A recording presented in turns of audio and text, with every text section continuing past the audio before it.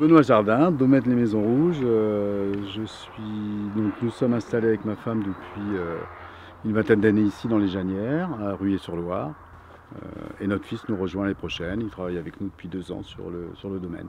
Alors ici, nous sommes sur une zone qui s'appelle la Richardière. Donc c'est une zone de Janières et de Côte-du-Loir. Elle regarde l'ouest, cette parcelle. Donc c'est pour ça que d'ici, on voit en face Chaëgne. Donc les coteaux de Chaëgne, Ranné, etc. Et de l'autre côté, vers la pointe, ce qu'on appelle la pointe, de l'autre côté des arbres là-bas, Marson. Mais c'est aussi une zone assez ventée, qui est exposée au vent de nord-ouest, et donc qui est assez gélive. On a eu 2 épisodes de gel, en fait.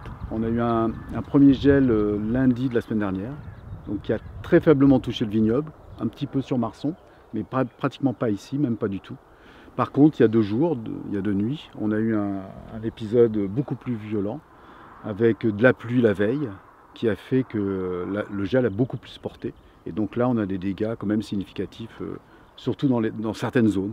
Ce n'est pas général, mais les bas de pente, des couloirs de froid, etc. Toutes ces zones-là ont été touchées. On a eu un hiver doux. Donc la vigne a eu tendance à vouloir partir assez tôt. Donc on a eu des phénomènes de débourrement assez tôt. Donc les bourgeons qui ont commencé à gonfler, donc se charger d'eau en fait, de sève. Et à ce moment-là, ils deviennent très, très sensibles. Après, on a eu quand même une période assez froide qui fait qu'ils ont stagné dans cet état-là. Et donc là, ils commençaient un petit peu à se développer. Et on a eu de nouveau cette période de gel. Et donc il a vraiment à toucher les bourgeons, soit très petits, très sensibles, soit un peu plus gros, un petit peu moins sensibles, mais quand même.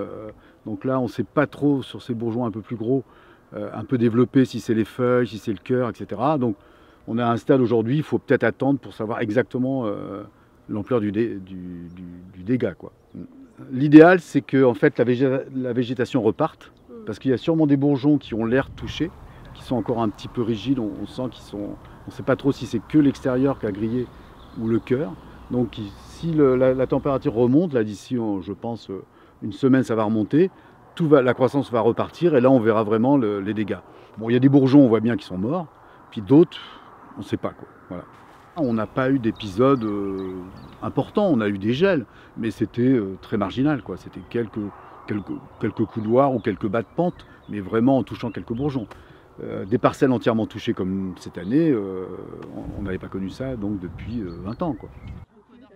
Je vais reprendre l'exploitation de mes parents en début d'année prochaine, les Maisons Rouges.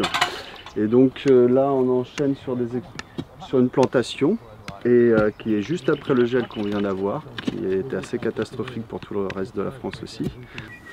On a un peu peur, vraiment très peur même.